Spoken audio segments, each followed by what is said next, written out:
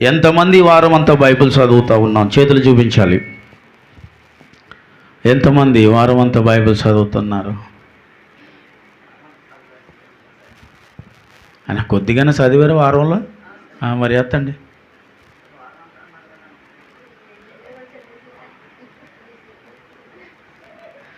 గుంపులో పోయిందంతే. దేవునికి స్తోత్రం, హల్లెలూయా. ఈ పూట దేవుని ఒక మాటను మనం చాలా జాగ్రత్తగా వినాలి.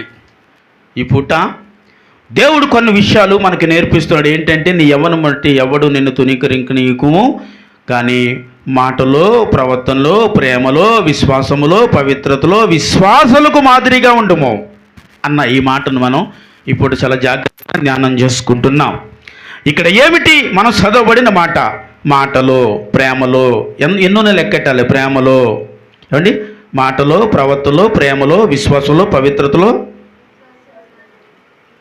అంతే 5. విశ్వాసులకు మాదిరి, అది లెక్కలేదు. అంటే మొట్టమొదటిగా దేవుడు చెప్పిన మాట మాటలో కదా. ఎవడు నువ్వు తునీకరించకుండా ఉండాలంటే మొదటగా ఏది పోగవాలి? ఇప్పుడు చెప్పాలండి, మాట పోగవాలి. ఎవరికి మాట పోగవాలి? నేనంటాను, ఒక క్రైస్తవుడికి, క్రైస్తవరాలికి, దేవుని బిడ్డలుగా పిలువబడిన మనందరికీ మొదటగా బాగోవలసిన దేవుడు అంటున్నాడు తెలుసా? మాట బాగోవాలి. మాట బాగోవడం అంటే క్రైస్తవుల మాట ఒకలా ఉంటుంది, లోకములో ఉన్నవారి మాట ఒకలా ఉంటుంది, త్రాగుతున్న వారి మాట ఒకలా ఉంటుంది, వ్యభిచారించుచున్న వారి మాట ఒకలా ఉంటుంది, పాపములో ఉన్నవారి మాట ఒకలా ఉంటుంది, పవిత్రముగా ఉన్నవారు మాట ఒకలా ఉంటుంది. అవునా కాదా? ఎందుకంటే దేవుని ప్రేమ కలిగి, అంటే ఇక్కడ మాటలో నీ ప్రవర్తన కదా, మాట చెప్తా ఉన్నాను ముందు. నీ మాట బాగోవాలి. ఎందుకు అంటే యేసుక్రీస్తు ప్రభు మాట ఎలా ఉంది? నీకు నాకు మాదిరికరముగా ఉంది. ఆమేన్. యేసుక్రీస్తు ప్రభు మాట మనందరికీ మాదిరికరముగా ఉందా లేదా? మనందరికీ మాదిరికరముగా ఉంది. మనకి మాదిరికరమును చూపించాడు. ఆయనకుల అనేకులు నడిచారు, వారిని మాదిరికరంగా వారు కూడా నడిచారు. అంటే వారు మొట్టమొదటిగా వారి మాట బాగోవాలి. ఆమేన్ చెప్పండి, హల్లెలూయా. క్రైస్తవులు మాట బాగోవాలి అంటే నువ్వు ఎక్కడికి వెళ్ళినా, నువ్వు వ్యాపారానికి వెళుతున్నావా, కాలేజీలకు వెళుతున్నావా, స్కూలుకి వెళుతున్నావా, ఉద్యోగానికి వెళుతున్నావా, నువ్వు పని చేయడానికి వెళుతున్నావా, ఏ స్థలములో ఉన్నా మొట్టమొదటిగా నీ మాట బాగోవాలి. నీ మాటను చూసి వారు ఏమన్నాలో తెలుసా? నీవు క్రైస్తవుడువా, క్రైస్తవురాలువా అని అడగాలి నిన్ను. ఆమేన్ చెప్పండి, హల్లెలూయా. ఎందుకంటే వారి మాట ఆ రీతిగా ఉండాలి. వారి మాటలో దేవుడు అంటున్నాడు, నీ మాట చాలా అద్భుతంగా ఉండాలి అన్నది దేవుడి మాట. క్రైస్తవుడా, క్రైస్తవురాలా, మనము మన మాటను మొట్టమొదటిగా సరి చేసుకోవాలి. కొంతమంది మాట తీరు బాగోదండి, మాట్లాడే విధానాలు బాగోవండి. వారి మాట తీరు, వారి మాట్లాడే విధానము బాగోక క్రైస్తవులైనప్పటికీ, క్రైస్తవురాలైనప్పటికీ ఎన్నో అవమానాలు పొందాల్సిన పరిస్థితి వారికి ఉంది. ఎవడు నిన్ను తునీకరించకుండా ఉండినట్లు అన్నాడు. అంటే మాటలో కూడా మనల్ని తునీకరిస్తాడంటే, మాటలో కూడా మనల్ని ఒక వ్యక్తి తునీకరిస్తాడు. ఎలాగంటే నీ మాట బాగోలేనప్పుడు అంటాడు, నువ్వు క్రైస్తవుడివేనా, నువ్వు క్రైస్తవురాలా, ఏట మాట ఏంటి అని అంటారు. అప్పుడు అన్నమాట ఏంటంటే, ఎవడు నువ్వు తునీకరించకూడదు, తునీకరించకుండా ఉండినట్లు నీ మాట బాగోవాలి. ఆమేన్, హల్లెలూయా. నీ మాట బాగోవాలి. నీ మాట బాగుంటే ఎవడు నిన్ను తునీకరించడని అర్థం. అంతేనా? మొదటిగా ఏం రాయబడింది అక్కడ? యవ్వనుడా, నీ యవ్వనమును బట్టి ఎవడు నిన్ను తునీకరించకూడదు కదా. దేనిని బట్టి? నీ యవ్వనమును బట్టి. అంటే నీ ఉన్న వయసును బట్టి, నీకున్న ఆలోచన బట్టి, నీకున్న విధానమును బట్టి దేవుడు ఆయన అంటున్న మాట ఏంటంటే, నీ మాట బాగోవాలి. అంటే యవ్వనుడా అని పిలిచాడని యవ్వనస్తుల వరకైనా మాకు లేదని అనుకోవద్దు. దేవుడు మాట ప్రతి ఒక్కరికి ఇక్కడ అందిస్తుంది. మొదటిగా ఆయన అన్నమాట నీ మాట, నీ ప్రవర్తన. రెండోది ఏంటో తెలుసా? నీ ప్రవర్తన. హల్లెలూయా. రెండోది ఏంటమ్మా? నీ ప్రవర్తన. నేను అంటున్నాను, నీ వెనక లేదు కానీ నేను అంటున్నాను, నీ ప్రవర్తన కూడా బాగోవాలి. ప్రవర్తన అంటే ఏంటండి? ప్రవర్తన అంటే నడవడిక. ప్రవర్తన అంటే నడవడిక. మన నడవడిక కూడా బాగోవాలి. మన నడవడికి బాగోకపోయినా ఇతరులు మనల్ని ఏమంటారు? నువ్వు క్రైస్తవురాలువేనా, అంటారా అనరా? నువ్వు క్రైస్తవుడివేనా అంటాడా అనరండి? ఎందుకంటే వారు నీ ప్రవర్తన చూస్తారంట. అందును బట్టి అక్కడ అంటున్నమాట, ప్రవర్తనలో కూడా ఎవడు నిన్ను తునీకరించకూడదు. అంటే నీ పనిలో కూడా ఎవడు నిన్ను తునీకరించినట్టు ఉండకూడదు. అంటే నువ్వు చేసే పని ఏదైనప్పటికీ ఎదుటివాడు నిన్ను తునీకరించకుండా నువ్వు బ్రతకాలి. ఆమెను చెప్పండి. ఏమండి, అలా బ్రతకగలుగుతున్నామా ఈ దినము? ఈ దినం అంటే ఈ రోజు అని అనుకుంటున్నారేమో. ఎప్పుడు మనము అలా బ్రతకగలుగుతున్నామా? మాటలోను ప్రవర్తనలోను. ప్రవర్తన, నీ పని, నీవు చేసే నడవడిక, నీ ఆలోచన విధానము ఎవడు నిన్ను తునీకరించకుండా ఉందా? ఎవరు నేను ఒక మాట అనకుండా నీ ప్రవర్తన కనిపిస్తూ ఉందా? దేవుడు నమ్ముకున్నారు, ఏంటి అదేనా పని అన్నారు అనుకో, అది ఎవరికి అవమానం? ఏమి నువ్వు కూడా చెప్పబెట్టి ఎవరికి అవమానం అండి? అంతే. అంటే మన ప్రవర్తన బట్టి, మన మాటను బట్టి దేవుడికి అవమానం కలుగుతుంది. కానీ ఇక్కడ అంటున్న మాట ఏంటో తెలుసా? నీవు వాటిలో ఏ అవమానము నీకు రాకుండానట్లుగా ఉండాలి. నీ ప్రవర్తన చాలా బాగోవాలి. క్రైస్తవులు ఎవరికి ఎలా పడితే అలా ఉండకూడదు. అందుకే అంటున్నాడు, నీ ప్రవర్తన చాలా అద్భుతంగా ఉండాలి. నీ ప్రవర్తన ఒకవేళ బాగోకపోతే మార్చుకోవాలి. నీ నడవడిక బాగోకపోతే నువ్వు మార్చుకోవాలి. నీ ఆలోచన బాగోకపోతే నువ్వు మార్చుకోవాలి. నీ ఆలోచన విధానం ఒకవేళ సరిగా లేకపోతే వాటిని నీవు సరిచేసుకోవాలి. అక్కడ అంటున్నమాట, నీ ప్రవర్తన నువ్వు జాగ్రత్తగా చెప్పాలమ్మా. దేనిని కాపాడుకోవాలి? 2 చెప్పండి. మాటను, రెండవది ప్రవర్తనను. ఆమె హల్లెలూయా. మాటను జాగ్రత్తగా కాపాడుకోవాలి. నీ నోటికి ఎంత వస్తే అంత మాట్లాడకూడదు, ఏదొస్తే అది మాట్లాడకూడదు, ఏది మాట్లాడాలనిపిస్తే అది మాట్లాడకూడదు. ఎందుకంటే నువ్వు ఎవరు? నేను క్రైస్తవుడను, క్రైస్తవరాలను. మీ పక్క నుంచి కూడా చెప్పాలి మీరు. నేను క్రైస్తవుడను, నేను క్రైస్తవరాలను. కాబట్టి నీ మాట తోసిన మాట మాట్లాడకూడదు, నచ్చిన మాట మాట్లాడకూడదు. మాట్లాడాలని ఉంటుంది, కోపం వచ్చినప్పుడు మాట్లాడాలి, ఇలా తిట్టాలి, ఇలా చేయాలని అనిపిస్తుంది. కానీ ఎందుకు కోపం వస్తుంది? ఎందుకు నీ మాట జారిపోతుంది? ఎందుకు నీ మాటను వదిలేస్తున్నావు నువ్వు? ఎందుకంటే నీ ప్రవర్తన బాగోలేదు మొదటగా, నీ ఆలోచన బాగోలేదు మొదటగా. అందుకే నీ నోటికి ఏదో వస్తే అది మాట్లాడేస్తూ ఉంటావు. అందుకే నీ నోటికి ఏం పెట్టమన్నది వాక్యమమ్మా? కళ్ళెము వేయాలంట. యాకోబు రాసిన పత్రిక ఉంటుంది, నీ నాలుకకు కళ్ళెము పెట్టావు నీ నోటికి. ఏది మాట్లాడితే అది మాట్లాడకూడదు. ఎందుకంటే మనము లోకములో ఉన్న వారము కామండి, లోకంలో బ్రతుకుతున్న వారము కావండి. దేవుని బిడ్డలుగా పిలువబడ్డాం. పరలోకపు పిలుపు నుండి వచ్చాము మనము. ఆయన పిలిస్తే పిలువబడిన వారము. కాబట్టి నీ నోటికి వచ్చినది ఎప్పుడు మాట్లాడకూడదు. నీకు నచ్చింది ఎప్పుడు చేయకూడదు. ప్రవర్తన అంటే అదే. నీకు నచ్చింది చేయకూడదు, దేవునికి నచ్చినది మాత్రమే మనము చేయగలగాలి. అంతే. మాటలో, ప్రవర్తనలో ఎలా ఉండాలి? ఇప్పుడు మాదిరి కలిగి ఉండాలి. 3వది ఏంటమ్మా? ప్రేమ. ఏంటి చెప్పండి? ప్రేమ. ప్రేమ కోసం చెప్పాలంటే చాలా ఉంటాయి, ఎన్నో చెప్పుకుంటూనే ఉన్నాం. దేవుని ప్రేమ, ఆ దేవుని ప్రేమ నీలో ఉండాలి మొట్టమొదటగా. ఎవరిలోని? నాలో ఉండాలి. ఆమేన్, హల్లెలూయా. అక్కడ కూర్చున్న మీలోను, బోధిస్తున్న నాలోను ఏముండాలి?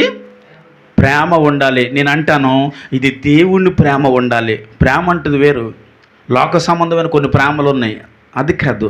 దేవుని ప్రేమ శాశ్వతమైన ప్రేమ. ఆమేన్. అంటే ప్రేమలో కూడా నీవు ఎవరికి మాదిరిగా ఉండాలి చెప్పాలి? అనేకులకు మాదిరిగా ఉండాలి. ఆమేన్, హల్లెలూయా. ప్రేమలో కూడా మాదిరి నువ్వు చూపించగలగాలి. యేసుక్రీస్తు ప్రభు ప్రేమలో మాదిరి చూపించాడా లేదా మనకి? ఏమండి, యేసుక్రీస్తు ప్రభు నిన్ను నన్ను ప్రేమించి ఆయన ఎలా జీవించాలది మాదిరికరముగా మన మధ్య ఉంచారా లేదా? యేసుక్రీస్తు ప్రభు నిన్ను ప్రేమించాడు అనటానికి ఏంటి నీకు నిదర్శనము? నిన్ను ప్రేమించారని యేసుక్రీస్తు ప్రభు ఎలా మీరు చెప్పగలరు?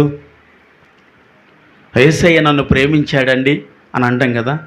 ఎలా తెలుసు నీకు యేసయ్య నిన్ను ప్రేమించాడని?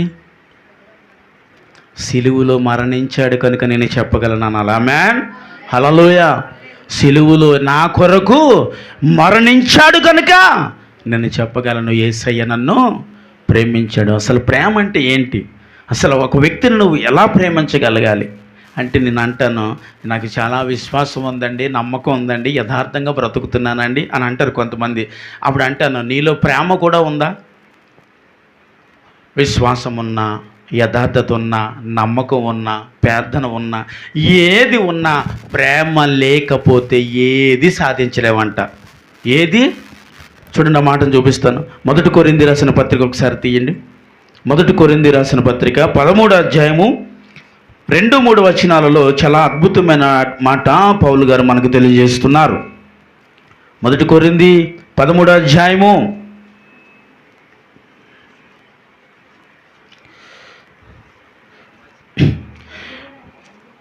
పేజీ నెంబర్ 154 అండి.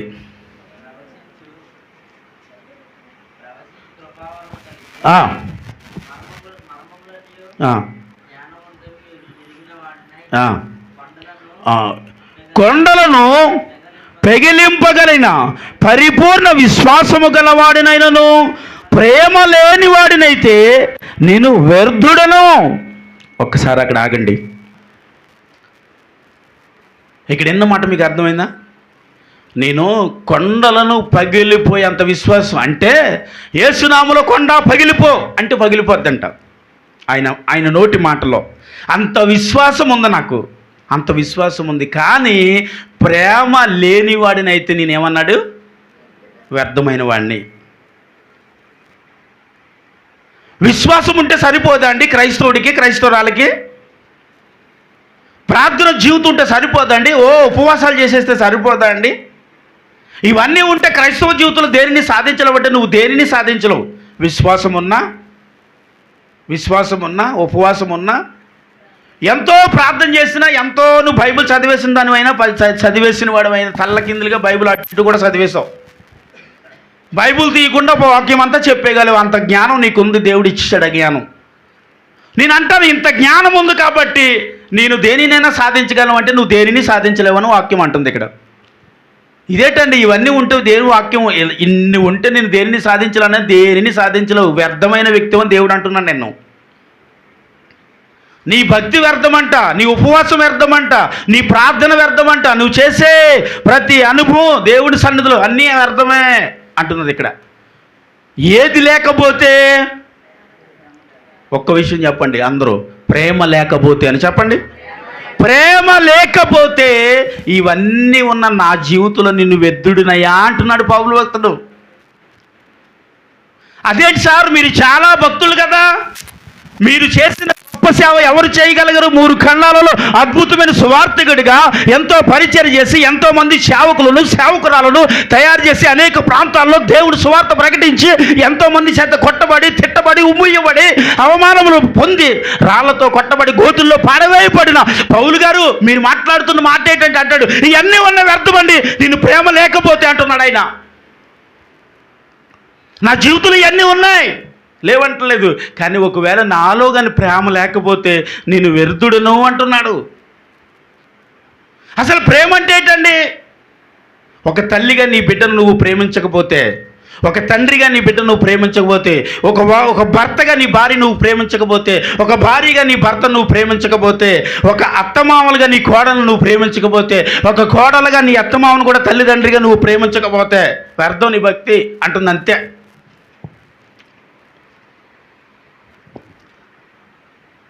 మనం అనుకుంటామండి, అమ్మో ఎంతో ప్రార్థన చేస్తున్నాను, ఇవన్నీ సాధించేయగలను. ఏమీ సాధించలేవు అని అర్థం. నువ్వేమీ చేయలేవు, నీలో ప్రేమ లేకపోతే అంటున్నాడు, అంతే. ప్రేమ ఉంటే వీటన్నిటిని సాధించగలమండి. ఆమేన్, హల్లెలూయా. అండ్ ప్రేమ ఉంటే వీటన్నిటిని సాధించగలమా? ఎస్, సాధించగలమని వాక్యములో స్పష్టంగా ఉంది, మీకు చూపిస్తాను. కాబట్టి క్రైస్తవుడా, నీ నుండి ఇతరులకు ఏం కావాలా? ప్రేమ కావాలని చెప్పండి. ఆమేన్, హల్లెలూయా. నీ నుండి ప్రతి వారిని ప్రేమించే మనసు నీకు కావాలి. నీ కుటుంబంలో నీ భార్యను నువ్వు ప్రేమించాలి, నీ భర్తను నువ్వు ప్రేమించాలి, నీ బిడ్డలను నువ్వు ప్రేమించాలి, అత్తమామలను ప్రేమించాలి, కుటుంబంలో ఉన్నవారిని ప్రేమించాలి, ఎదుటి వారిని ప్రేమించాలి, పొరుగు వారిని ప్రేమించాలి, నీ పక్కింటి వారిని ప్రేమించాలి. మనం కొంతమందిని ప్రేమిస్తామండి, కొంతమంది మటుకే మన ప్రేమ పరిమితం.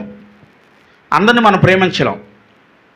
ఈ పక్కింటి వాళ్ళతో గొడవ, ఎదురింటి వాళ్ళతో గొడవ, ఈ పక్కింటి వాళ్ళతో స్నేహంగా ఉంటాం, ఈ పక్కింటి వాళ్ళతో విరోధంగా ఉంటాం. ఈ పక్కింటి వాళ్ళతో స్నేహంగా ఉంటాం, ఈ పక్కింటి వాళ్ళతో, ఈ ఇద్దరితో విరోధంగా ఉంటే ఎదురింటి వాళ్ళతో ప్రేమగా ఉంటాం. వాక్యం ఏమంటుందంటే అందరినీ ప్రేమించాలి. ఎవరిని ప్రేమించాలి? అసలు వాక్యం ఏమంటుందంటే నీ శత్రువునే ప్రేమించాలి. ఆమెను చెప్పండి హల్లెలూయా. ఎవరిని ప్రేమించాలి? నీ శత్రువుని ప్రేమించాలి వాక్యం అంటుంది. నీ పొరుగు వారిని ప్రేమించని పాత నిబంధన అంటే నీ శత్రువుని ప్రేమించని కొత్త నిబంధన అంటుంది. ఆమేన్. యేసయ్య అంటున్నాడు, ఇదిగో నీ శత్రువు ఎవరైతే నీకు శత్రువుగా ఉన్నారో, నీకు శత్రువు ఉండకూడదు అని అంతకంటే నీకు శత్రువు ఉండకూడదు. నువ్వు ఎంతమందికి శత్రువైనా పర్వాలే, నీకు శత్రువు ఉండకూడదు. నేను వాళ్ళతో మాట్లాడనండి, వాళ్ళతో ఉండనండి, వాళ్ళతో నాకు నచ్చదండి అని అనొద్దు. ఎందుకంటే నువ్వు దేవుణ్ణి బిడ్డవు కాబట్టి. యేసుక్రీస్తు ప్రభు ఏంటి వాళ్ళ కోసం నేను చచ్చిపోను, ఈ వ్యక్తి కోసం నేను చచ్చిపోతాను అనలేదు ఆయన. చెప్పాలి, రిబకమ్మ అంటే నాకు ఇష్టం కాబట్టి రిబకమ్మ కోసం చచ్చిపోతాను, ఇసాక్ అంటే నాకు ఇష్టం లేదని అన్న దేవుడు అన్నాడండి. దేవుడు మన అందరినీ ఇష్టపడ్డాడు. నేను ఒక మాట సూటిగా చెప్పండి, మనందరము దేవుణ్ణి ఇష్టపడగలుగుతున్నామా?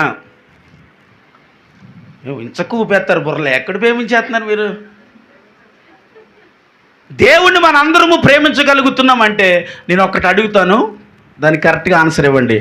దేవుణ్ణి ప్రేమిస్తున్నారు కదా, మరి ఉదయాన్నే లేచి ప్రార్థన చేస్తున్నారా? మధ్యాహ్నం ప్రార్థన చేస్తున్నారా? రాత్రి ప్రార్థన చేస్తున్నారా? ఉపవాసాలు చేస్తున్నారు? ఎన్నాళ్ళకి బుర్ర ఊపేస్తున్నారు? మీ పక్కింటి వాళ్ళని ప్రేమిస్తున్నారా? నీ భర్తను నువ్వు ప్రేమిస్తున్నావా? నీ భార్యను నువ్వు ప్రేమిస్తున్నావా? నీ ఇరుగు పొరుగు వారిని ప్రేమిస్తున్నావా? అదంటే కష్టమండి, కొంతమందిని ప్రేమిస్తానండి. మా ఎదురింటి వాళ్ళు అంటే నాకు చాలా ఇష్టం అండి, మా పక్కింటిది ఉందండి బాబు అసలు నోరుతో తట్టుకోలేమండి, అందుకని ఆమెతో నేను. మరి ఇంకెక్కడ ఉంది నీకు? అంటే ఎక్కడో దిక్కున లోపల స్వార్థం కనిపిస్తూ ఉంది నీలో నాలో. అందరినీ ప్రేమించలేకపోతున్నావు, కొందరినే ప్రేమించగలుగుతున్నావు. అవునమ్మా కాదా? నువ్వు అందరినీ ప్రేమించేస్తావా? నీకు మీ డాడీ అంటే ఇష్టమా, అమ్మ అంటే ఇష్టమా? ఓయ్ కరెక్ట్గా చెప్పు. అమ్మ అంటే అన్నం పెట్టదు, బాబు అంటే కాలేజీ తీసుకెళ్ళడం. రెండు బాధలు ఉన్నాయి పిల్లకి. పాప రోజు కాలేజీ తీసుకొస్తాడు వాళ్ళ డాడీ. డాడీ ఇష్టం లేదన్నది అనుకో కాలేజీ బంద్, అమ్మ ఇష్టం లేదన్నదనుకో క్యారేజీ బంద్. రెండిట్లో ఏం తెలియాలో తెలియక సతమతం అయిపోతుంది, అలిగిపోతుంది. మొత్తం మీద ఇద్దరిని ప్రేమించను, అంతే కదా? దేవుడికి స్తోత్రం, హల్లెలూయా. మొత్తం మీద ఇద్దరిని ప్రేమించినట్టుంది అంతే. దీన్ని బయటికి ఏంటంటే ముందు అర్జెంటుగా మీ ఇంటిలో ఉండనివ్వకండి. హల్లెలూయా. చూసారండి, అంటే మన ఇంటిలో ఉన్న వారినే అందరినీ ప్రేమించాలనే మనసు మనకు ఉంటే ఈ సర్వభూమి మీద ఉన్న పాపులు సైతము ఆయన ప్రేమించవచ్చాడు ఈ భూమి మీదగా. ఆమేన్. హల్లెలూయా. ఏమిటి? అందరినీ ప్రేమించాడు. నిన్ను ప్రేమించలేదు, నన్ను ప్రేమించలేదు, నీ వ్యక్తిని ఆ వ్యక్తిని ప్రేమించలేదు అనటానికి లేదు. యేసయ్య అందరినీ ప్రేమించాడు. మీరు యేసయ్య మనసు నీలో ఉందా అని అడుగుతున్నాను. ఇప్పుడు కొందరిని ఎందుకు ప్రేమించగలుగుతున్నావు? అందరినీ ఎందుకు ప్రేమించలేకపోతున్నావు? ఒకవేళ అందరినీ ప్రేమించగలిగితే ఏం పొందుకుంటాం మనం దేవుడి వద్ద నుంచి? కొట్టిన వారిని ప్రేమించి, తిట్టిన వారిని ప్రేమించి, అవమానించిన వారిని, నన్ను ఎంతోమంది ఎన్నో అవమానపరిచారు, వారిని నేను ప్రేమిస్తూనే ఉంటాను ఇప్పటికీ. ఆమేన్. నేను ఇష్టం లేదు, నేను ప్రేమించనని అనండి, నా మనసులో ఎప్పుడు ఆ వ్యక్తి మీద నాకు ప్రేమ ఉంటుంది కాబట్టి నేను ఇలా ఉన్నాను. దేవునికి స్తోత్రం, హల్లెలూయా. ఏమండి, మనకు ప్రతి వ్యక్తిని ప్రేమించాలి. నువ్వు నేను ఆ వ్యక్తిని ప్రేమించట్లేదండి, నాకు కుదరదండి, అబ్బాయి నేను అసలు నేను ఆ ముఖం కూడా జీవితంలో చూడకూడదు అనుకున్నానని అంటాం ఒకసారి. ఎందుకని? ఆ వ్యక్తి వల్ల నువ్వేం కోల్పోయావు? ఆ వ్యక్తి వల్ల నీకేం నష్టం కలిగింది? ఇప్పుడు నీ వల్ల నా వల్ల యేసయ్యకి చాలా నష్టం కలిగింది.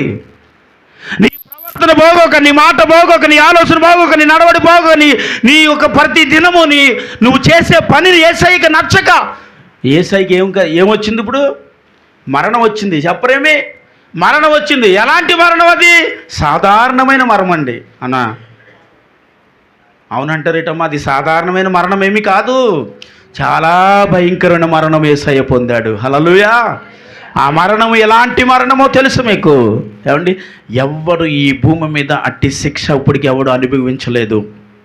అంత భయంకరమైన శిక్షకు పాత్రుడయ్యాడు. కానీ ఆ శిక్షకు పాత్రుడవు నీవు నేను. ఆ శిక్ష అనుభవించాల్సింది నీవు నేను. ఆ బాధ అనుభవించవలసింది నీవు నేను. కానీ అవన్నీ ఆయన మీద వేసుకున్నాడు. ఎందుకంటే నిన్ను ఆయన ప్రేమించాడు కాబట్టి. ఆమేన్, హల్లెలూయా. కాబట్టి ఆయన అంటున్నాడు, ప్రేమలో కూడా మాదిరిగా చెప్పాలి. ఎంతమందిని ప్రేమించగలం ఇప్పుడు మనం? ఈ వాక్యం విన్నాక అనిపిస్తుంది, అమ్మో నేను అందరినీ ప్రేమించాలి, అందరితో ప్రేమగా ఉండాలి, ప్రేమగా మాట్లాడాలి. మరి మాటల్లో చెప్పాడుగా దేవుడు. కాబట్టి ప్రేమగా నేను మాట్లాడాలి, ప్రేమగా ఉండాలి. మూడోది అండి, అది నాలుగోదండి. 3 అయిపోయినాయి ఇప్పుడు.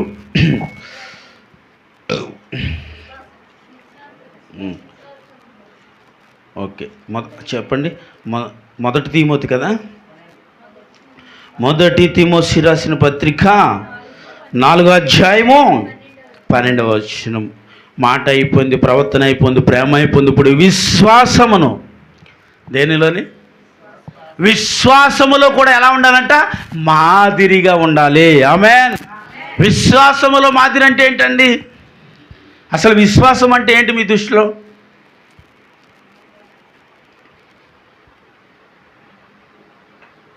విశ్వాసం అంటే నమ్మకం.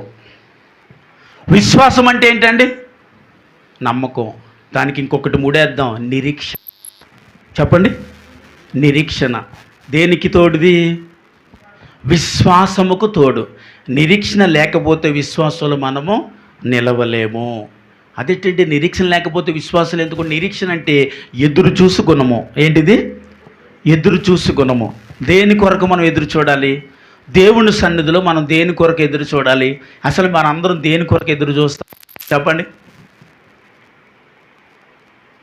మనందరం దేని కొరకు ఎదురు చూస్తున్నాం అంటే, కొంతమంది అంటారు ఈ అప్పులు త్వరగా తీరిపోతాయని ఎదురు చూస్తున్నానండి అంటాం. కొంతమంది ఈ అద్దెలు బాధ ఎప్పుడు పోద్దండి, సొంత ఇంట్లోకి ఎప్పుడు వెళ్తామని ఎదురు చూస్తున్నాం అంటాం. కొంతమంది మా అత్తగారు పేర్ల దాపించిందని ఎప్పుడు సత్తదని ఎదురు చూస్తున్నాను. ఏసు రక్తం చెయ్యి ఎలాంటి లేరని అనుకోద్దామా? ఉన్నారు. కుటుంబాలు ప్రార్థన చేయడానికి వెళ్తే మా అత్తగారు చచ్చిపోవాలని ప్రార్థన చేయాలని కోడలను కూడా చూశాను నేను. తప్పమ్మా, అత్త అంటే తల్లితో సమానం అని కూడా ఎంతోమందికి వివరించి బోధించి ప్రార్థన చేసి వచ్చిన పరిస్థితులు నా జీవితంలో నేను చూశాను కాబట్టి చెప్తున్నాను. మా అత్తగారు పీడలా ఉంది, మా మామగారు ఒక పీడలా ఉన్నాడు, చచ్చిపోవాలని ప్రార్థన చేయడం అన్న కోడలు ఉన్నారు. కొంతమంది అల్లుళ్ళు కూడా ఉన్నారు. అమ్మో, ఎందుకంటే చెప్పండి, వారు అందరిని ప్రేమించారు, కొందరిని ప్రేమిస్తారు. కొందరిని ప్రేమించేవారు మాత్రం ఇష్టపడతారు. ఇష్టపడలేని వ్యక్తి మాత్రం త్వరగా పోతే బాగుండి అనిపిస్తూ ఉంటుంది. అందుకే మనము అందరినీ ప్రేమించగలగాలి. హల్లెలూయా. విశ్వాసము అంటే ఏంటి చెప్పండి? ఇప్పుడు నిరీక్షణ అంటే నమ్మకము కదా. అంటే నిరీక్షణ ఉంటే మనము ఎదురు చూస్తాం. ఇప్పుడు అంటాను, దేని కొరకు ఎదురు చూడాలో ఒక క్రైస్తవుడు అని అడిగాను.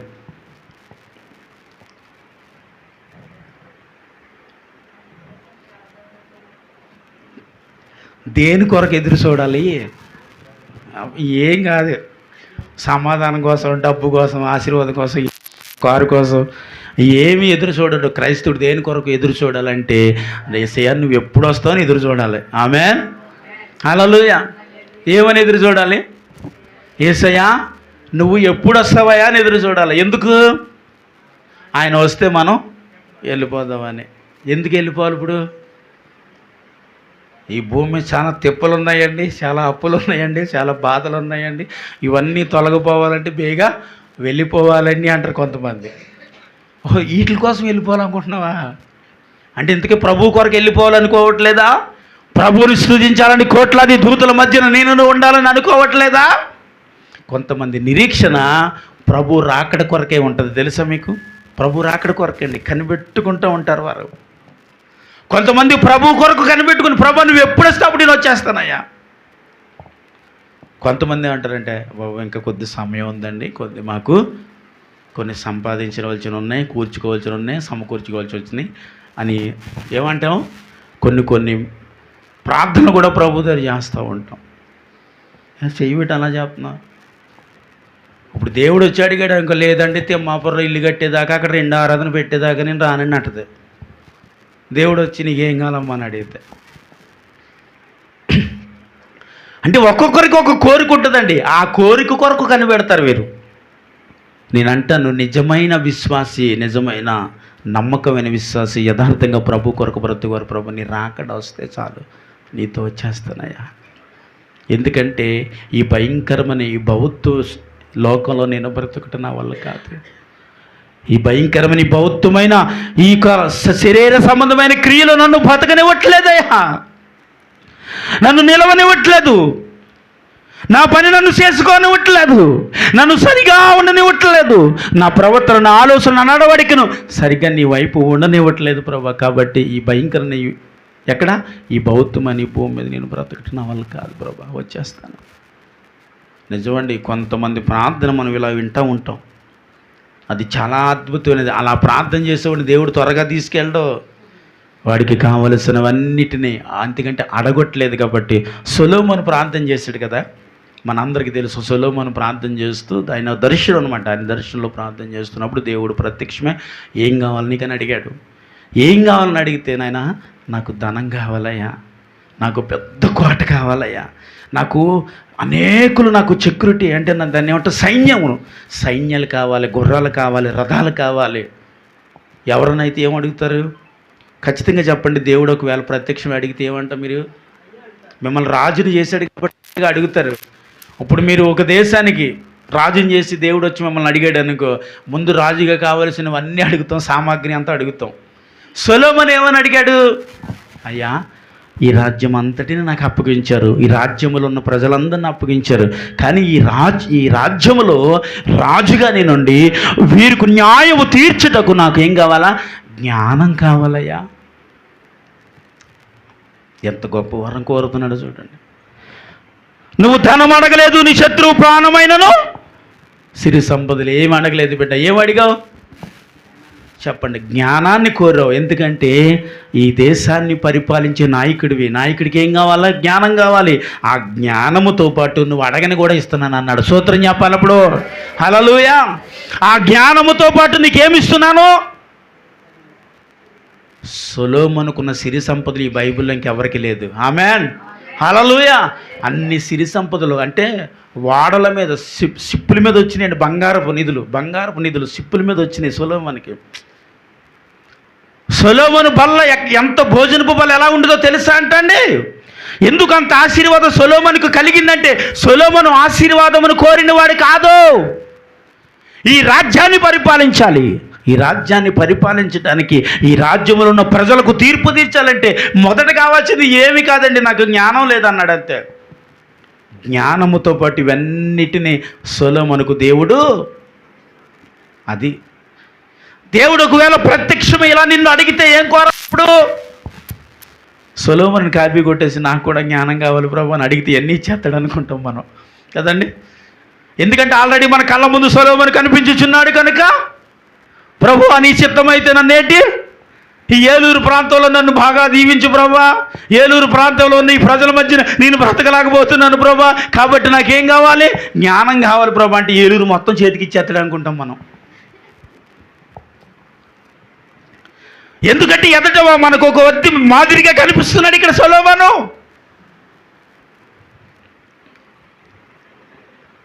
ఇప్పుడు నువ్వు కోరాల్సింది ఇది కాదు. ఇంక సొలొమోను మన కాఫీ కొట్టకూడదు. ఇప్పుడు ఇక్కడ నీకేం కావాలి, ఏం కావాలనుకుంటున్నావు, ఏది కావాలన్నా నిరీక్షణ అనేది ఉండాలి. ఆమెన్ చెప్పండి. హల్లెలూయా. దీనిని ఏమంటాం? విశ్వాసము. ఆమెన్ చెప్పాలి. విశ్వాసము చాలా బలమైనది. విశ్వాసం లేకపోతే ఒక్క అడుగు మనం కదపలేవండి. ఒక్క అడుగు కదపలేం. మనం అనుకుంటాం, నేను చేసేస్తున్నాను, నేను చేయాలని అనుకున్నదల్లా సాధించేస్తాను. ఏం కాదు, మనం అనుకున్నవన్నీ నువ్వు సాధించగలగలేంత ముందు విశ్వాసం అనే మెట్టు నువ్వు ఎక్కాల. ముందు ఎక్కాలంటే ముందు నిరీక్షణ కావాలి. ఎందుకో తెలుసా? ఆ మెట్టు ఎక్కేటప్పుడు పడిపోతాం మనం. ఆ మెట్టు ఎక్కేటప్పుడు పడిపోతే, నిరీక్షణ లేకపోతే వెళ్ళిపోతాం వెనక్కి తిరిగి. నిరీక్షణ ఉంటే ఆ మెట్టు ఎక్కడానికి మరలా ప్రయత్నం చేసి ఆ మెట్టును మనం ఎక్కుతాం. ఎక్కాలంటే ఏం కావాలి? ఇప్పుడు మనకి నిరీక్షణ కావాలి, విశ్వాసం కాదండి. విశ్వాసం ఉంది కాబట్టి మెట్టు ఎక్కడం మొదలు పెట్టాం. కానీ అది ఎక్కలేకపోతున్నామంటే, ఎక్కాలి అనే దానికి ఏం కావాలంటే నిరీక్షణ కావాలి. అప్పుడే ఆ మెట్టుని మనము ఎక్కగలము. ఆమె చెప్పండి. హల్లెలూయా. ఇది 4వది. 5వది ఏంటో తెలుసా? పవిత్రత. ఆమె చెప్పండి. పవిత్రతలో ఏమై ఉండాలి? మాదిరి కలిగి ఉండాలి. పవిత్రత అంటే ఏంటి మన దృష్టిలో? పరిశుద్ధత అంటే ఏంటి మన దృష్టిలో? తెలీదా? పవిత్రత పరిశుద్ధత అంటే ఏంటండి? మన దేవుడి కొరకు ఏమంటాం? నాయన నువ్వు పవిత్రమైన వాడివి, పరిశుద్ధుడివి, నిస్సంకుడివి అని అంటాం కదండి. అంటే పవిత్రత అంటే తన కంటి చూపులో, తన ఆలోచనలో, తన నడకలో, తన చేతి పనిలో అన్నిటిలోని ఏముందంటే ఆయనకి పవిత్రముగా ఉన్నవాడు. ఎందుకంటే నాలో పాపం ఉన్నదని మీలో ఎవడు స్థాపింపగలడా అని నిలదీశాడు నా యేసుక్రీస్తు ప్రభు. మీరు నిలదీయగలరా? నాలో తప్పు చూపించండి, నాలో ఏం లోపం నీకు కనిపించిందని ఒక వ్యక్తితో మీరు అడిగి చూడండి, మాట్లాడుతుండండి. మీలో 100 లోపాలు చూపించచ్చు ఒక వ్యక్తి. లోపమే అపవిత్రత, నీలో ఉన్న లోపమే పాపం, ఆ పాపమే శాపం, ఆ శాపమే దేవుడికి దూరం, ఆ దేవునికి దూరమే మన దేవుని రాజ్యానికి చేరలేని స్థితి. హల్లెలూయా. అంటే మనిషి పవిత్రముగా ఉండుటలో కూడా నువ్వు మాదిరి కలిగి ఉండు అన్నాడు. ఇప్పుడు పవిత్రత అంటే ఏంటి? నా నుంచి అడుగుతున్నాను. పవిత్రంగా బ్రతకటం అంటే ఏంటండి? నీ కంటి చూపుతో కూడా పరాయి స్త్రీని చూసి ఆమె బాగున్నది అన్న మాట కూడా రాకూడదంట. ఎందుకంటే ఆ కంటితో చూసి ఆమెని చెప్పండి వివరించిన కానీ ఆమెను నువ్వు ఒకవేళ మోహించినా చెప్పండి అది ఏమైందంట? అంటే కంటి చూపులో ఒక స్త్రీని కానీ ఒక పురుషుడి కానీ మనం చూసిన వర్ణించిన యేసుక్రీస్తు అన్నమాట అది పాపం, అంటే అపవిత్రత. పాత నిబంధన ఏమంటుందో పాపం చేయకూడదు అంటుంది. అసలు కొత్త నిబంధన ఏమంటుందంటే మొత్తాన్ని చూడకూడదు. చేస్తే పాపమా, చూస్తే పాపమా? ఇదేంటి సార్, చెయ్యలేదు కదా చూసామంతే దానికి పాపం అంటారేంటి? యెహోవా అన్నమాట అంటే పాపము చేయకూడదు. యేసుక్రీస్తు ప్రభు అన్నం అంటే పాపాన్ని చూడకూడదు అసలు. అంటే నీ కంటిని ఎంత పవిత్రంగా కాపాడాలి? అందుకే ఒక మాట ఉంటుంది, నీ కంటిలో ఉన్న దూలమును చూడక ఎదుటివారు ఉన్న కంటిలో నలుసును ఎందుకు నువ్వు చూస్తున్నావు? మన కంటిలో ఉన్నది ఏంటంట? ఎదుటివారి కంటిలో ఉన్నది ఏది పెద్దది? దూలం పెద్దదండి, నలుసు పెద్దదా? దూలమే పెద్దది. దూలం ఎవరి కంట్లో ఉంది? నిజాలు ఒప్పేసుకోక హల్లెలూయా. ఎవరి కంట్లో ఉందంటే దూలం? నా కంట్లో దూలం ఉంది. ఎదుటివారి కంట్లో నేనేం చూస్తున్నాను అంటే మన ఆలోచనకు గుర్తిది. మనం పాపము ఎదుటివారిని చూసి అని చేస్తలేదేంటి, మనం చేస్తూ వచ్చింది ఏంటి అన్నదానికి దానికి నిదర్శనం అంటారు. ఎదుటివాడిని మనం చూసి మనం బలహీనలము కాకుండా ఉండాలి. ఆమేన్. నిన్ను నీవు పవిత్రముగా కాపాడుకోవాలి. పవిత్రంగా కాపాడుకోవాలంటే ఏం చేయాలండి? పాపం వైపు చూడకూడదు, పాపం వైపు వెళ్ళకూడదు, పాపమును ఆలోచనలో కూడా రానివ్వకూడదు, తలుసుకోకూడదు. ఇంక దాన్ని అలా వచ్చినప్పుడు ఎవరిని తలుసుకోవాలి మనం? ఏమండి నిజం చెప్పాలి, నిజమేనా? ప్రభువుని తలుసుకుంటున్నావా? పాపం గుర్తొచ్చినప్పుడు అలా తలుసుకుంటే పాపంలో పడిపోకుండా ప్రభు మనల్ని పట్టుకుంటాడు అనమాట. ఎందుకని? ప్రభు నేను పడిపోతున్నానయ్యా అంటున్నాం మనం. ఎక్కడా? పాపంలో పడిపోతున్నానయ్యా పట్టుకో ప్రభు అంటే ఈ చెయ్యేమో పాపం వైపు వెళ్తూ ఉంది, ఈ చెయ్యేమో ప్రభు వైపు వెళ్తూ ఉంది. నా చేతిలో మైక్ ఉంది కాబట్టి చెప్పలేకపోతున్నానండి. అంటే పాపంలో పడిపోయే ముందు ప్రభువుకి నీ చేతిని అప్పగించగలిగితే ఆ చెయ్యి ఆయన పట్టుకుని పాపంలో పడిపోకుండా నిన్నేం చేస్తాడు? పవిత్రత అంటే ఇదే. ఆమేన్. నీ కళ్ళ ముందు పాపం కనిపిస్తుంది, నీ కళ్ళ ముందు చూడకూడనివి కనిపిస్తున్నాయి, నీ కళ్ళ ముందు వెళ్ళకూడని స్థలములు కనిపిస్తున్నాయి. ఆ సమయాలలో ఒకప్పుడు మనం వెళ్ళిన స్థలాలే, ఒకప్పుడు తిరిగిన స్థలాలే, ఒకప్పుడు పడుకున్న స్థలమే, ఒకప్పుడు తాగిన స్థలమే, ఒకప్పుడు మనం పాపంలో బ్రతికిన స్థలమే అది. అందుని బట్టి ఆ స్థలం వైపు నువ్వు పోయేటప్పుడు బాగున్నావా అంటది, పలకరిస్తుందండి. ఒక వ్యక్తి మనల్ని బాగా పరిచయం ఉన్న వ్యక్తి వెళ్ళిపోతూ ఉంటే ఏమంటాడు? అదే వెళ్ళిపోతున్నావే, ఆగవే అంటాడు అనడా? ఖచ్చితంగా. అంటే అప్పుడు మనం ఏమంటాం?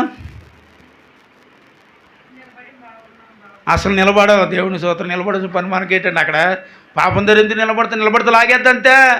ఏమంటాం? మళ్ళీ వస్తా అంటాం అంతే. దేవునికి స్తోత్రం. హల్లెలూయా. అప్పుడు మనం వెళ్ళిపోతాం ఆ స్థలం నుండి. అక్కడ ఆగాల్సిన పని మనకి వెళ్ళిపోతారు బాగున్నామంటే అన్నం పట్టుకు తిరిగేద్దండి వెనక్కి తిరిగేసి ఎలా ఉన్నా బాగున్నావా, పెన్ వేసేసుకుంటుంది అంతే, ఇంకా ముడి వేసేసుకుంటుంది అంతే, మంగళసూత్రం కట్టేద్ది మనకి. కాబట్టి నువ్వు చేయాల్సిన పని ఏంటంటే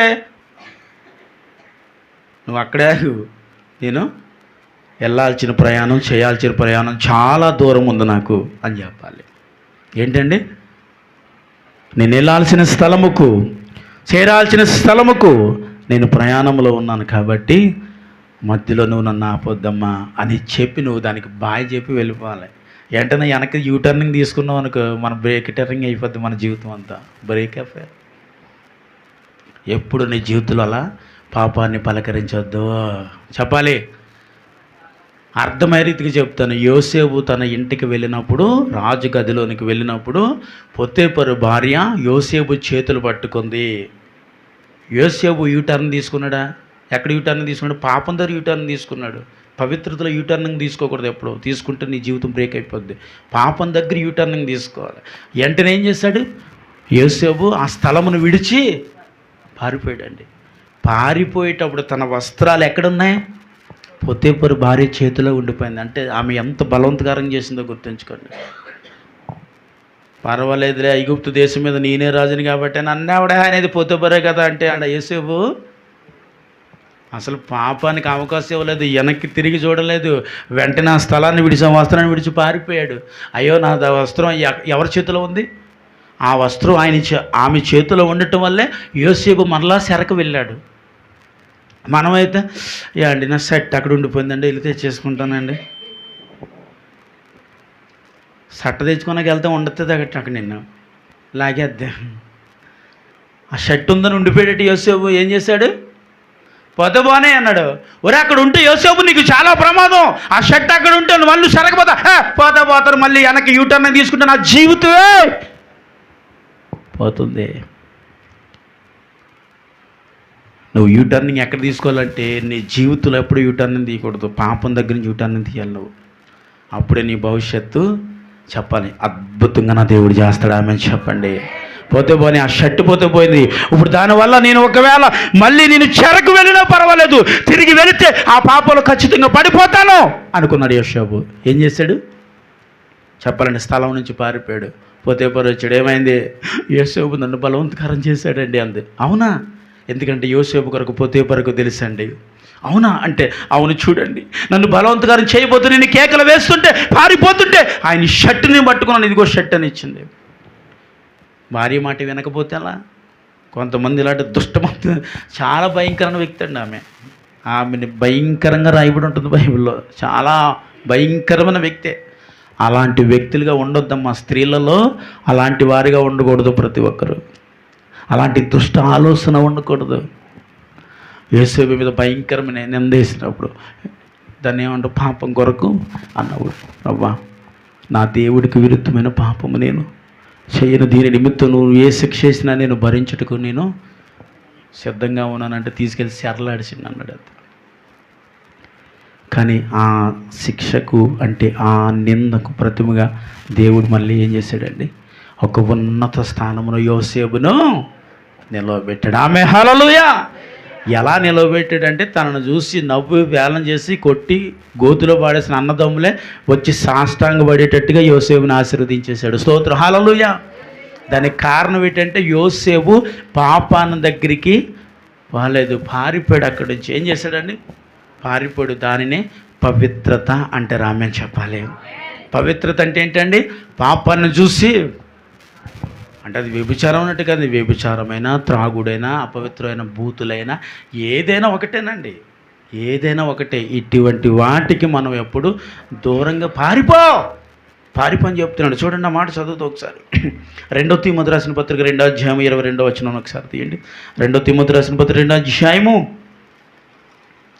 22వ వచనం. నీవు యవనేచ్ఛల నుండి పారిపోమ్ము, పవిత్ర హృదయములై ప్రభువునకు ప్రార్థన చేయవారితో కూడా నీతిని, విశ్వాసమును, ప్రేమను, సమాధానమును వెంటాడము. చప్పట్లు కొట్టేసారు నామను మహింపరచాలి. ఇప్పుడు హల్లెలూయా. దేని నుండి పారిపోవాలండి? నీ యవ్వన స్వేచ్ఛల నుండి నువ్వు పారిపో. యవ్వనము నీకేమిస్తుంది? స్వేచ్ఛను ఇస్తుంది. అందుని బట్టి దాని విషయంలో మనం చాలా బాగుందండి, చాలా ఆనందంగా ఉందండి అన్నామంటే ఏమవుతామంట? అందుకే అది నీకు సంతోషమునిస్తుందని, అది నీకు ఆనందమునిస్తుందని అక్కడ ఉండొద్దు. ఏం చేయాలి? అక్కడి నుంచి పారిపోవాలంతే. ఇదేంటండి క్రైస్తవులు పారిపోవాలంటే ఎలాగ పారిపోకూడదని మొన్న చెప్పారు వాక్యం. ఎక్కడి నుంచి పారిపోకూడదు? దేవుడి సన్నిధి నుంచి ఏంటి?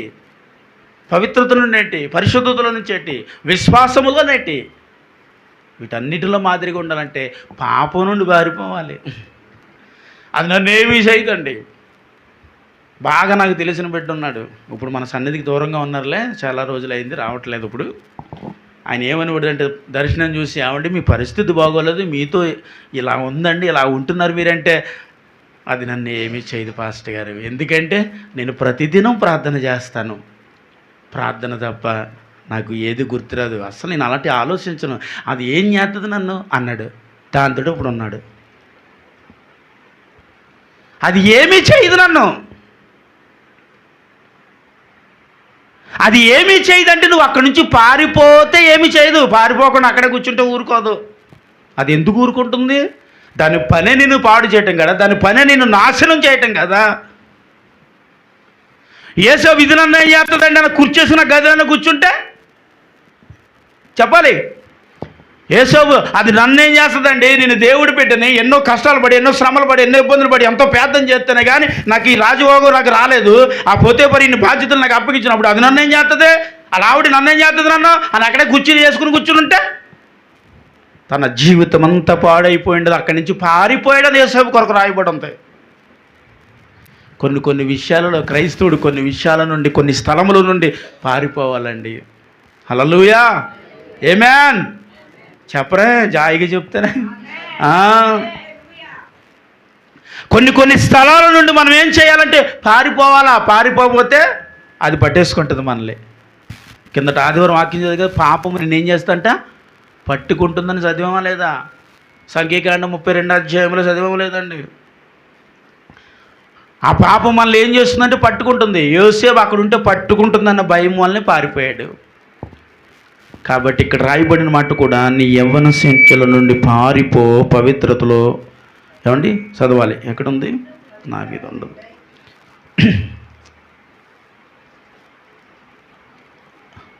2 తీమోతి కదా, చదవమ్మా. పారిపోము, పవిత్ర హృదయమై ప్రభువుకు ప్రార్థన చేయవాడితో కూడా నీతిని, విశ్వాసమును, ప్రేమను, సమాధానమును వెంటాడాలి.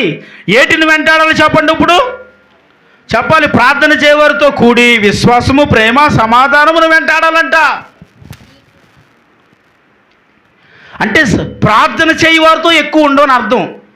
ఎక్కువ పవిత్రముగా, పరిశుద్ధముగా అంటే దానికి అర్థం ఏంటంటే నీతిమంతులతో నీ సహవాసము దుష్ట సాంగత్యం మంచి నడవడుకును చెడిపేస్తుంది. సామెతల్లో రాయబడి ఉంది. నువ్వెంత నిన్ను చెడిపోనండి, అబ్బాయి నాకు అలాంటిది ఏమి లేదంటే ఈరోజు పాడైపోయిన చాలామంది ఉన్నారు సార్. నీ సహవాసము నిన్ను బాగు చేసేదే ఉండాలంటే నీ సహవాసం ఎలాంటి వాళ్ళతో ఉండాలంట? ప్రార్థన చేయి వారితో సహవాసము, ప్రేమ, సమాధానం ఉన్నవారితో అటువంటి వాటితో నువ్వు వెంటాడాలి. అవి నీ జీవితంలో ఉండినట్లుగా చూసుకోవాలి. అలా ఉంటే మన యవ్వన స్వేచ్ఛల నుండి మనం ఏం చేస్తామంట? పారిపోతాం. అక్కడ ఉండం. పాపం చూస్తే ఉండం. పాపం మనం పిలిచినా దానికి బాయ్ చెప్పి వెళ్ళిపోతాం. ఆ స్థలం నుండి వెళ్ళిపోవాలి. వెళ్ళిపోక హాయ్ చెప్పి దగ్గరికి వెళితే వెంటనే అది ఏం చేస్తుంది? మనం టచ్ చేస్తుంది. అంతే. టచ్ చేసామంటే అయిపోయింది జీవితం. ఈ జీవితం అంతా దేవుని కొరకు అర్పించుకుని దేవుని సన్నిధిలో ఇలా ఉంటే అలా ఉంటే ఇలా బ్రతుకుతే ఇలా జీవిస్తానని ఎన్నో తీర్మానాలు. ఆ తీర్మానాలన్నీ ఒక్క క్షణంలో పోతాయి అంతే. అది నిన్ను టచ్ చేసిన క్షణంలో పోతుంది. పొద్దున అలా టచ్ చేసినా సరే ఏం చేశాడు? లాగి లాగి లాగి పారి అసలు ముట్టకుండా కాపాడుకున్నాడు. ఎంత పవిత్రమండి, ఎంత పవిత్రంగా, ఎంత నిరీక్షణ కూడా ఉంది యోసేపుకి. లేకపోతే 2 సార్లు ఐగుప్తు దేశంలో చెరకు అప్పగింపబడినా కానీ ఏం చేశాడు? చాలా జాగ్రత్తగా ఎదురు చూస్తూ ఉన్నాడు. కాబట్టి ఐగుప్తు దేశానికి ప్రధానమంత్రిగా మారిపోయాడు. స్తోత్రం చెప్పాలి. హల్లెలూయా. అందుకే ప్రధానమంత్రికి మారిపోయాడు, దేశం అంతటిని పరిపాలించే నాయకుడిగా నిలవబడ్డాడు. ఇక్కడ ఉన్న మన అందరము నాయకులుగా ఉండాలి. 10 మందికి చెప్పే స్థితి నీలో ఉండాలి. చెప్పించుకునే స్థితి నీ దగ్గర ఉండకూడదు. చెప్పించుకునే స్థితి లోకస్తుల్లో వరకు ఉంటుంది. దేవుని బిడ్డలుగా, దేవుని కుమారులుగా, దేవుని కుమార్తెలుగా పిలువబడుతున్న మనము ఇతరులకు చెప్పే స్థితే కావాలి, ఇతరులకి చెప్పే జ్ఞానమే కావాలి. ఎందుకంటే దేవుడి బిడ్డలు సొలొమోనుకి ఏమి ఇచ్చాడు దేవుడు అంటే జ్ఞానం ఇచ్చాడు. జ్ఞానం ఇచ్చాడు కాబట్టి ఎన్నో తీర్పులు తెచ్చాడు. ఆ రాజ్య పరిపాలనలో ఎంతో కీర్తులు పొందాడు సొలొమోను. అంటే దానికి అర్థం ఏంటంటే జ్ఞానము లేకపోయినా జ్ఞానాన్ని సంపాదించి పరిపాలించి ఎంతోమందికి తీర్పును తీర్చాడు. అంటే 10 మందికి ఒక ఉన్నత స్థానంలో నిలబడి సమాధానం ఇవ్వగలిగాడు జ్ఞానం లేని సొలొమోను. జ్ఞానం వచ్చిన తర్వాత మరి మనము ఎప్పుడు ఒకలాగేనా? ఎప్పుడు ఎవరొకరు వచ్చి ఇదేంటంటే ఇలాగ ఉంటారా, ఇలాగ జీవిస్తారా, ఇలాగ మాట్లాడతారు, ఇలా బ్రతుకుతారు అని 10 మంది వచ్చి ఉంటుంటే ఇది ఎవరికి అవమానం? అంటే నేను నమ్ముకున్న నా దేవుడికి అవమానం కాదా? నా మీద ఎన్నో ఆశలు పెట్టుకున్న నీ దేవుడికి అవమానం కాదా? ఇదేంటండి, నా మీద దేవుడికి ఆశలే ఉన్నాయి, బోల్డ్ ఆశలు ఉన్నాయి దేవుడికి నీ మీద. ఎన్నో ఆశలతో దేవుడు నిన్ను ఏర్పరచుకుని పిలుచుకుని తీసుకొచ్చి ఇక్కడ పెట్టాడు మనల్ని. నీ మీద నా మీద దేవుడికి చాలా నమ్మకాలు ఉన్నాయి. ఆ నమ్మకాన్ని నువ్వు పాడు చేయకూడదు. పాపం నుంచి పారిపో. కనిపించకు దానికి, సెకండ్ ఇవ్వకు దానికి. సెకండ్ ఇవ్వకు ఎప్పుడు, అది ఎప్పుడు నిన్ను పలకరించిన నువ్వు దాని వైపు కూడా చూసి పలకరించక పారిపోవాలంతే. పారిపోయాడు కాబట్టి తను నీతిమంతుడిగా ఎంచబడ్డాడు. ఆయన కొరకు రాయబడినమాట, ఆయన ఫలించి కొమ్మని రాయబడింది. స్తోత్రం చెప్పాలి. ఆయన ఎవరండి? ఫలించి కొమ్మని రాయబడి ఉంది. ఇంకో మాట చూపించేస్తాను, ఇంకా ముగింపులోనికి వచ్చేసాను. 1 కొరింథీ రాసిన పత్రిక తీయండి అందరూ.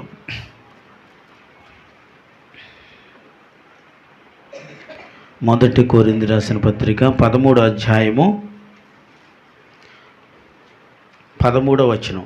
13 దేవుడు ఏం చెబుతా ఉన్నాడు ఇంకా చివరికి ఈ మాటను మనం విందాం. కాగా విశ్వాసము, నిరీక్షణ, ప్రేమ, ఈ 3 నిలుచును. వీటిలో శ్రేష్టమైనది చెప్పాలి. వీటిలో శ్రేష్టమైనది ఏంటి? అందుకే ఎన్ని ఉన్నా ప్రేమ లేకపోతే నేను వ్యర్థున్నాను అందుకే అన్నాడు ఆయన. ఆమెను చెప్పాలి. ఇందాక అన్నాను కదా, ప్రేమ కొల్లన ఏముందో మనకు చెబుతానని. ఇదే అంటే నీకు విశ్వాసం ఉన్నా, నిరీక్షణ ఉన్నా, నువ్వెన్నో సాధించాలని ఉంటుంది కదా. ఎన్ని నీకున్నా ఇవన్నీ సాధించాలంటే ప్రేమ ఉండాలంటే ఆ వ్యక్తిలో. ప్రేమ లేకపోతే దీనిని ఎందుకు సాధించలేమో చెప్పనా? ప్రేమ లేకపోతే, ఒక వ్యక్తిని మనం ప్రేమించకపోతే ఆ వ్యక్తి మనల్ని ఏమంటారు తెలుసా? చిచ్చి నీ బతుకు చెడ, నువ్వు నాశనం అయిపోతావు, నీ జీవితం నాశనం అయిపోద్ది, నీ బ్రతుకు నాశనం అయిపోద్ది అంటారా? అనరండి. ఎందుకని? ఆ వ్యక్తి నిన్ను ప్రేమించట్లే. నిన్నేమంటున్నారు? వారు శపిస్తున్నారు. అందుకే ఒక వ్యక్తిని నువ్వు ప్రేమిస్తే వాళ్ళు ఏమంటారు? నువ్వు ఎప్పుడు ఎలా ఉండాలి? అసలు ప్రేమ ఎప్పుడు ఎలా ఉంటుందంటే, ఇదేంటండి నా మీద ఇంత తిరగబడి ఇంత అవమానంగా మాట్లాడుతున్నా, వీళ్ళని నేను ఎలా ప్రేమిస్తున్నాను అంటాం. అసలు ప్రేమ ఏమంటుందో చూడండి. ప్రేమ దీర్ఘకాలము సహిస్తుందని మా వాక్యము రాయబడింది. చూడండి 13వ అధ్యాయము 4వ వచనం ఒకసారి చదవండి. 3వ వచనం.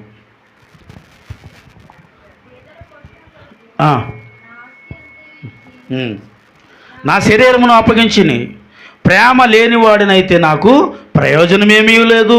ప్రేమ దీర్ఘకాలము సహించును. స్తోత్రం చేయండి. హల్లెలూయా. ప్రేమ ఏం చేస్తుందంట? దీనికి అర్థం ఏంటి? అదేంటండి, నన్ను ఇష్టపడకపోయినా, నన్ను ప్రేమించకపోయినా నేను ఎలా ప్రేమించాలంటే, ప్రేమ దీర్ఘకాలము. ఒక పాపిని, నువ్వు పరిశుద్ధమైన వ్యక్తివని కాదన్ను, నువ్వు పరిశుద్ధుడివైన వాడే కాదన్ను. అంటే ఒక వ్యక్తి నిన్ను ప్రేమించట్లేదు ఇప్పుడు, కానీ ఆ వ్యక్తిని మాత్రం నువ్వు ప్రేమించాలి. ఎలా ప్రేమించాలి అంటే, ప్రేమ దీర్ఘకాలము ఆ పాపిని క్షమించేటట్టు చేస్తుంది. అర్థమయ్యేటట్టు ఎలా చెప్పాలి మీకంటే, ఒక వ్యక్తి పాపంలో ఉన్నాడండి. ఒక వ్యక్తి ఎక్కడున్నాడు? పాపములో ఉన్నాడు. ఆ పాపములో ఉన్న వ్యక్తి ఆ రోజు పాపం చేస్తూ ఉన్నప్పుడు మనకేమనిపిస్తుంది తెలిసా? ఇలాంటి పాపం చేసే వ్యక్తి సచ్చిన శని వదిలిపోద్ది అని అంటాం కదా. అయితే నేను అంటాను, ఆ పాపం చేసే వ్యక్తిని నువ్వు చూస్తున్నప్పుడు అనాలంట, రోజు అంటే దీర్ఘకాలము ఏం చేస్తుంది? సహిస్తుందంటే పాపం చేయవని నువ్వు ఎప్పటికైనా నువ్వు మారతావని చెప్పాలి. మారతావనే మాట నీ నోట నుండి రావాలి. ఆమెన్. దీనిని ఏమంటామంటే, ఎంత వ్యక్తి పాపంలో బ్రతుకుతున్నా ఆ వ్యక్తిని మనం క్షమిస్తామని అర్థం. కొంతమంది అంటారు, నా వాళ్ళు కాదండి, నేను క్షమించలేను. ఎన్నాళ్ళు క్షమించను, ఎంతకాలం క్షమించను? చిచ్చి, వాక్యం అంటుంది దీర్ఘకాలము క్షమించు, దీర్ఘకాలము ప్రేమించు. దీర్ఘకాలం అంటే నువ్వు ఉన్నంత వరకు ఆ వ్యక్తిని నువ్వు క్షమించాలంట, ప్రేమించాలంట. అప్పుడు ఆ వ్యక్తి ఆ ప్రేమను బట్టి ఏమవుతారు చెప్పాలి సార్? మారుతారు. అంటే ఒక వ్యక్తి మారకపోవటానికి కారణం కూడా ఎవరో కాదు, ఇప్పుడు మనమే. ఒక వ్యక్తిలో మార్పు లేదు అంటే ఆ వ్యక్తిని నువ్వు మారు అంటే ఖచ్చితంగా ఇంకా మారడు వారు. ఏదో ఒక రోజు నువ్వు మారుతావు. ఏదో ఒక రోజు నా దేవుడు నిన్ను మారుస్తాడు. ఏదో ఒక రోజు దేవుడి సన్నిధిలో ఒక బలమైన పాత్రగా నువ్వు నిలబడతానంటే ఖచ్చితంగా ఆ మాటలో ఒక దినము తనను మారుస్తుందని ఆమె చెప్పాలి. అప్పుడు వరకు చేయాలంటే చెప్పండి, ప్రేమించాలి. ప్రేమ దీర్ఘకాలము సహిస్తుంది. అంటే ఒక పాపలో ఉన్న వ్యక్తిని మనము క్షమించటమే సహించటం. దానికి అర్థం ఏ రీతిగా చెప్పనా? ఫోన్ చేసి చెప్పనా? హల్లెలూయా. ఏమండి, అలా ఆయన గారు, మన జేమ్స్ గారు ఉన్నారు కదండి, ఆయన ఏం పెడతారంటే ఖైనీ పెడతారు. పాపం పెట్టిన ప్రతిసారి అంత భయంకరంగా చెప్పించా తెలిసి ఇవిడి. అమ్మో, ఏదో రోజు నువ్వు మారుతావయ్యా అని అనమానండి. ఏ రోజు నా దేవుడు నిన్ను మారుస్తాడని చెప్పమానండి. ఏదో రోజు ఖచ్చితంగా నా దేవుడు నిన్ను మారుస్తాడు, ఆ పాపాన్ని విడితో నా సన్నిధిలో సాక్ష్యం చెప్తాను అన్న, ఖచ్చితంగా మార్చేస్తాడు దేవుడు. హల్లెలూయా. అంతే. ఒక వ్యక్తి పాపం చేస్తున్నప్పుడు మనం ఆ వ్యక్తిని చెప్పరేంటి, ఏమనకూడదు. అలాగనకపోతే ఇంక రోజు అదే పనిగా ఉంటాడంటే ఏంటది? తిట్టకుండానంటే సహించాలంట, రోజు ముద్దెట్టుకోవాలంట. ఎక్కడ ముద్దెట్టుకుంటాం ఇలాంటి ఇలాంటి దాన్ని అంటాం మనం. మరి వాక్యం ఏమంటుందంటే చాలే, ప్రేమ దీర్ఘకాలము. అంటే నేను పూర్తిగా అర్థమయ్యే రీతికి ఇంకో వివరంగా చెప్తున్నాను. యేసయ్య నిన్ను ప్రేమించాడా లేదా? ప్రేమిస్తాడండి. నేను పవిత్రంగా ఉన్నాను, నా మగం నువ్వు పవిత్రంగా గుండ్ల మీద వేసుకుని చేసుకుని చెప్పలేవు నేను పవిత్రంగా ఉన్నాను. ఎక్కడ పవిత్రత? నాలో కూడా పవిత్రత ఉండదు. ఒకవేళ కోపం వస్తే పవిత్రత కోల్పోతాను, తప్పు చూస్తే పవిత్రత కోల్పోతాను, నా ఎదుట ఏదైనా చూడకూడదు చూస్తే పవిత్ర కోల్పోతాను. అప్పుడు నేను పవిత్రమైన వాడిని నేను ఎలాగవుతాను? అప్పుడు దేవుడు నన్ను ఎలా క్షమించాలి? మరి క్షమించట్లేదండి దేవుడు నన్ను. రక్షణ పొందినప్పటి నుంచి అప్పటి నుంచి ఒకలాగా ఉన్నావు ఎట్టు నువ్వు నేను. అబ్బో, ఎన్ని మార్పులు వచ్చినాయి మన జీవితంలో. చాలా మార్పులు అండి. రక్షణ పొందిన తర్వాత మన జీవితంలో చాలా మార్పులు వచ్చినాయి. అప్డేట్ చేసుకున్నాం మనల్ని మనం. మరి ఇన్ని మార్పులు వచ్చినప్పుడు దేవుడు నిన్ను సహించట్లేదేంటి? చంపేయడేటి నిన్ను? భూమి మీద తిరగనెత్తలేదా? స్వేచ్ఛగా బ్రతకనివ్వట్లేదా? దేవుడు నిన్ను చంపేయలేదంటే దానికి అర్థం ఏంటంటే దేవుడు నిన్ను ప్రేమిస్తున్నాడని అర్థం. చంపేయకుండా ప్రేమిస్తుంటే దానికి అర్థం ఏంటంటే, ఓ నాయన ఎప్పుడన్నా మారుతావు, నువ్వు బతుకు మార్చుకుంటావు, నీ జీవితం మార్చుకుంటావు, నీ ఆలోచన మార్చుకుంటావు, నీ విధానం మార్చుకుంటావు, వీటిలో మాదిరిగా బ్రతుకుతావు, నన్ను చూసి నా పోలిక వల్ల నువ్వు నడిస్తే ఖచ్చితంగా సత్యన దగ్గరికి వస్తావు చూస్తున్నాడు. ఓపికతో ప్రేమిస్తూ చూస్తున్నాడు. ఆమె హల్లెలూయా. దీనినే సహించటం అంటాం. నా వల్ల కాదండి, నేను సహించలేనండి, చచ్చే ఇలాంటి దానికి ఏమి ఇవ్వాలి, ఇలాంటి వాడికి ఏమి ఇవ్వాలి? ఈ వయసులో అలాంటి పని చేయకమ్మా. ఒకరికొకరు కలిసి తోడుగా ఉండాలి. సహించండి. ఒక వ్యక్తిని మనం చెప్పాలి, సహించాలి. ఆ వ్యక్తి వల్ల నీకు ఎంత బాధ కలిగినా సహించాలి, నొప్పు కలిగినా ఎలా కుదురుతుందంటే, మరి యేసయ్య సహించాడు కదమ్మా నీకోసం. యేసయ్య సహించాడు మీకోసం. మేకులు కొట్టేటప్పుడు సహించలేదా అండి? నువ్వెవరు నాకు మేకు కొడుతున్నావు, తప్పు నేను చేశానేటని అన్నాడండి? ముళ్ళ కిరీటం తెచ్చి పెట్టేటప్పుడు ఎవడో నువ్వు నాకు ముళ్ళ కిరీటం పెడుతున్నావు, తప్పు నేను చేశానా అన్నాడండి? కాలుకి మేకులు కొట్టాడా, ఎవడరా నువ్వు కాలు దగ్గర మేకు కొడుతున్నావు, తప్పు నేను చేశానా? బల్లింతో పొడిచేటాడా, ఎవడరా నువ్వు పక్కన బల్లింతో పడుతున్నావు, తప్పు నేను చేశానా అన్నాడా? ఉమ్మూసినప్పుడు ఏదే నా మీద ఉమ్మేస్తున్నావు పెట్టరా, నువ్వేం పవిత్రమైనవాడా, నువ్వు పరిశుద్ధమైనవాడా, నా మీద ఉమ్మూస్తున్నావు పెట్టి ఎవడరా నువ్వు అన్నాడండి? తప్పు నేను చేశాను అన్నాడు. గుద్దేసినప్పుడు ఏమన్నాడు? గుద్ది ఎవరు గుద్దారు నిన్ను ప్రవచించి అన్నప్పుడు, ఎవడరా నువ్వు నన్ను గుద్దటానికి, ఏసునామలో నువ్వు నేనైతే ఖచ్చితంగా అంటావా అమ్మ? అన్ని శక్తులు మనకే ఉంటే ఏమంటామండి?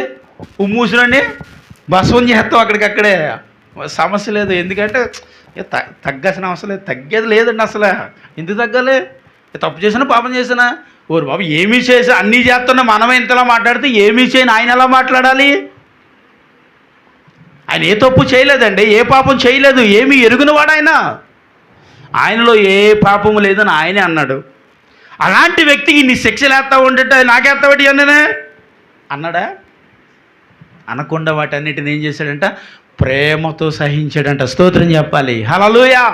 దేనితో సహించాడండి? ప్రేమతో సహించాడు. అన్నీ వేస్తూ ఉంటాడు. ఎందుకు సహించాడంటే నీ కోసం నా కోసం, నీ మీద ఉన్న నా మీద ఉన్న ప్రేమను బట్టి సహించాడు ఇవన్నీ కూడా. ఆమేన్, హల్లెలూయా. నీ మీద నా మీద ఆయనకి అంత ప్రేమ ఉంది కాబట్టి ఆయన అంత శిక్ష అనుభవించుచున్నప్పటికీ దాన్ని ప్రేమతో చెప్పాలండి సహించాడు. ఆమె చెప్పండి. అదే మనం అయితే ఎవడన్నా తప్పు చేసి, ఇప్పుడు ఇసాక్ రాజు గారు ఏదైనా తప్పు చేసి నన్ను ఏదైనా దానికి బాధ్యతగా నన్ను నిలబడని అంటాను, అదేంటండి తప్పు చేయండి ఇసాక్ రాజు గారు అయితే నేను ఎందుకు ఉండాలి?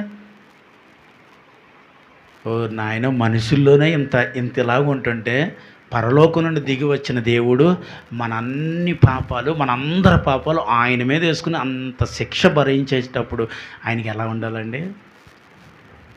సరేలే ఏదైంది, చనిపోయాడు పాపం, 3వ దినాలు లేచి తిరిగి వచ్చి పరిశుద్ధాత్ముడే మన మధ్యన ఉంటూ మనకు కావాల్సిన అవసరాలు తీస్తూ అక్కలు తీస్తూ మార్పు ఇచ్చి మారుమనసు ఇచ్చి రక్షణ ఇచ్చి దేవుడు సని ఇలా బ్రతకరా అంటే మళ్ళీ అప్పుడప్పుడు వంకరేసాలు వేస్తూ ఉంటే దేవుడు నా నామమున నువ్వు కూలిపోవునుగా అనడానికి శరత్ అయిపోతుంది మన జీవితం. అనట్లేదేటి? ఎందుకు అనట్లేదంటారు? అదేంటండి దానికి తగినట్టు ఒగ్గిడిగా నేను ఉన్నాను, ఎగ్గురాలుగా నేను ఉన్నాను అంటాం. అవునా? పెద్దలను కూర్చో ఒకసారి బలం ఏంటో తెలిసిపోద్ది, నీ విశ్వాసం నీ నిరీక్షణ ఏంటో తెలిసిపోద్ది. ఇవేమీ లేకపోయినా మనం అల్లాడి ఎగిరెగిరి పడుతున్నా కానీ దేవుడు తనకున్న ప్రేమతోటి మనకి ఎన్నో ప్రమాదకరమైన పరిస్థితులు తప్పించి విడిపించి బలపరుచుతూ దినదినము నీకు కావలసిన అవసరతలు అక్కర్లు తీర్చుతూ సహిస్తున్నాడు. ఇంకా దేవుడు నిన్ను నన్నునే అంతే, దేవుడు సహిస్తూనే ఉన్నాడు. అందుకే ఆయన గాయాలు ఇంకా ఆయన గాయాలు రేపుతూ మనము ఆయన ఇంకా బాధపడుతూనే ఉన్నాం. ఆ మేకులు దిగ్గొట్టినాడు అనిపిస్తుంది నాకు, అసలు నువ్వే బెటర్రా నాయన. ఒకసారి మేకైతే పాపం అప్పగింపబడిపోయాడు. ఆ మేకు రోజుకు 100 సార్లు దిగ్గొడుతున్నాను. ఆ మేకు సుత్తెట్టి ఏమండి 100 సార్లు దిగ్గొడుతూ ఉంటాం. ఆ గాయాన్ని 100 సార్లు రేపుతూ ఉంటాం. అయినా సరే వద్దు, ఆ మేకు ఇంకా నువ్వు దిగ్గొట్టుకో అని అంటున్నాడు యేసయ్య. నువ్వు కొట్టే కొలిది ఆయన దిగ్గొట్టే కొలిది ఇంకా కొట్టు బిడ్డ, ఇంకా ఎంత సమయం నువ్వు కొడతావో, ఎంత సమయం నన్ను బాధిస్తావో, ఎంత సమయము నువ్వు వేధించు అని దేవుడు ఒక మాట బలుగుతూ అయిపోద్దని అంటారు ప్రతి ఒక్కరు. కానీ ప్రతి ఒక్కరికి ఒక సమయాన్ని ఇస్తున్నాడు. ఆ సమయంలో తాను నిలవబెట్టుకుని ప్రభు కొరకు బ్రతికోడు గొప్పవాడు. దేవుడు నాతో మాట్లాడని అనొద్దండి. దేవుడు మాట్లాడతాడు. మాట్లాడినప్పుడు మనకు మార్పు వచ్చింది, మారు మనసు వచ్చింది, రక్షణ వచ్చింది. కానీ మనమే దాన్ని నిలవబెట్టుకోక పడిపోతూ తొలగిపోతూ అల్లాడిపోతూ అలా బ్రతుకుతూ ఇలా బ్రతుకుతూ దేవుడి దగ్గర అవిధేయతలుగా మనం జీవిస్తున్నాం. అయినప్పటికీ దేవుడు నిన్ను చెప్పాలి, ప్రేమ దీర్ఘకాలమును ఏం చేస్తుంది? సహించుచున్నది. అందుని బట్టి దేవుడు మనలను సహిస్తున్నాడు. ఆయనని ఇంకా బాధ పెట్టేవారుగా ఉండొద్దు. నీవు అదే ప్రేమ కలుగు, విశ్వాసులకు మాదిరిగా ఉండని చెప్తున్నాడు ఇక్కడ. అంతే. తిమోతి భక్తుడికి రాస్తా అంటున్నాడు, ఇదిగో ప్రేమలో క్షమించాలి ఏమన్నాడు? మాటలో, ప్రవర్తనలో, ప్రేమలో, విశ్వాసములో, పవిత్రతలో మాదిరిగా ఉండు. నువ్వు మాదిరిగా ఉంటే నీ సంఘం అంతా మాదిరిగా ఉంటుంది. నువ్వు ఇలా బ్రతికితే వారందరూ అలా బ్రతుకుతారు. నువ్వు ఇలా జీవిస్తే నిన్ను చూసి మరొకరు వారు బ్రతికినప్పుడు నేను ఎందుకు బ్రతకలేనని తాను ఏం చేస్తారంట? సహించినంత ప్రేమ వారిలోను బనాయిస్తూ విశ్వాసముతో నిరీక్షణ కలిగి దేవుని సన్నిధిలో ప్రభు రాకడ వరకు కనిపెట్టుకుంటూ బ్రతుకుతారు. కొద్ది మాటలు నా ప్రభు దీవించి ఆశీర్వదించును గాక. ఆమేన్. మోకరించండి, ప్రార్థన చేసుకుందాం.